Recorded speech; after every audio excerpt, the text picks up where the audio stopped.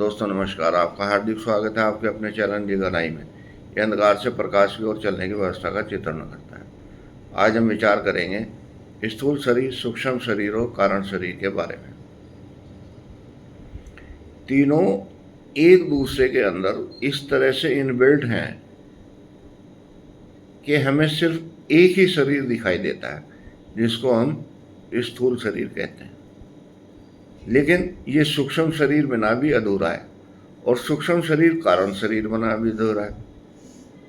क्योंकि basically system क्या है कि जो स्थूल शरीर है ये कार्य को क्रियान्वित करता है, इंद्रिय कर्मेंद्रियों के द्वारा इसका व्यापार चलता है।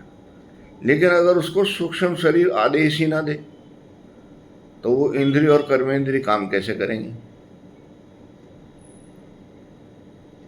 उनका जो भी कार्यकलाप है वो स्थूल शरीर के द्वारा होता है। लेकिन अगर कारण शरीर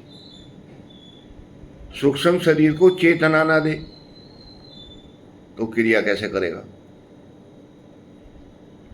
हम एक आधुनिक प्रयोग से समझ सकते हैं कि जितने भी कंप्यूटर और लैपटॉप हैं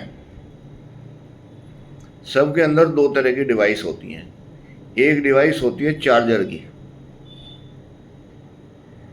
जब उन्हें प्रयोग करना होता है तो उनको चार्ज किया जाता है। लेकिन एक डिवाइस इनबिल्ट होती है,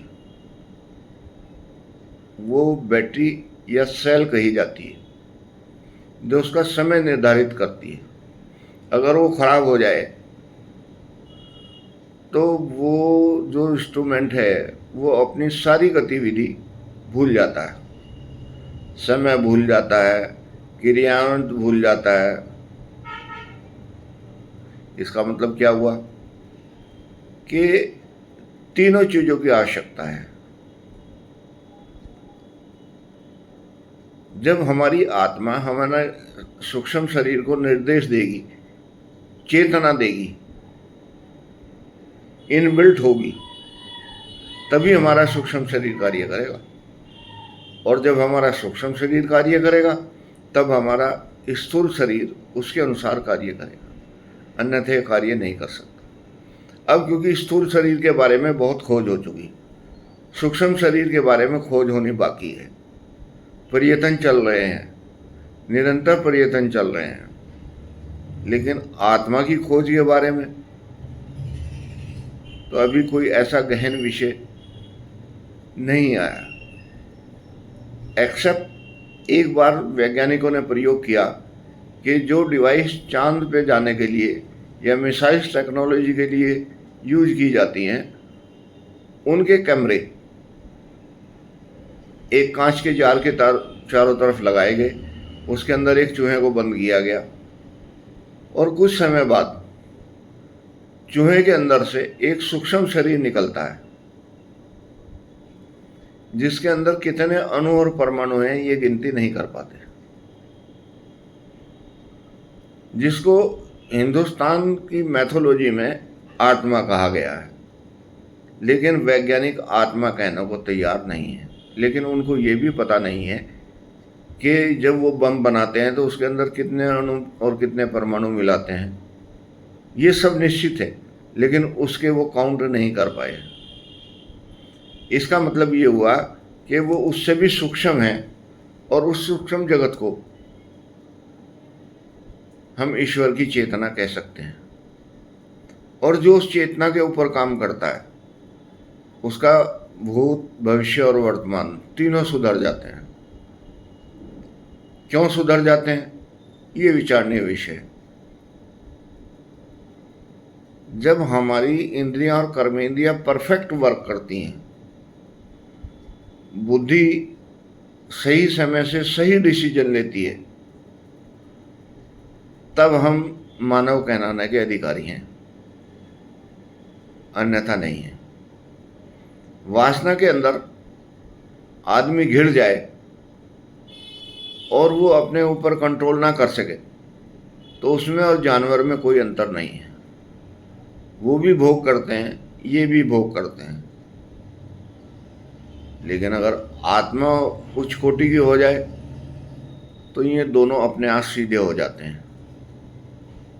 और जब ये सीधे हो जाते हैं तो जीवन का कायाकल्प हो जाता है। और कायाकल्प क्या है?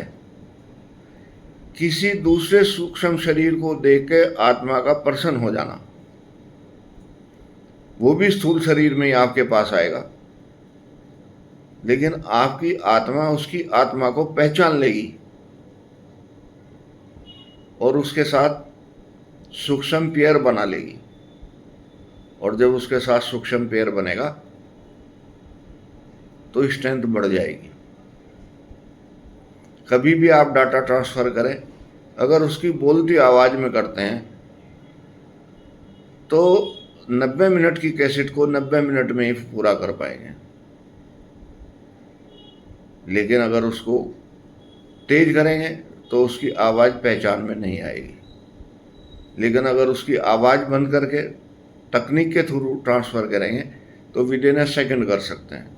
ये जो आत्मा का व्यवहार है, उसकी जो साधना है, वो विद इन अ सेकेंड आपके संस्कारों को बदलने की कैपेसिटी में रखती है और उच्च काटी के जो कार्य हैं वो आपके थ्रू करा देती है और आपको जमीन से उठा के आसमान में बैठाने की कैपेसिटी रखती है।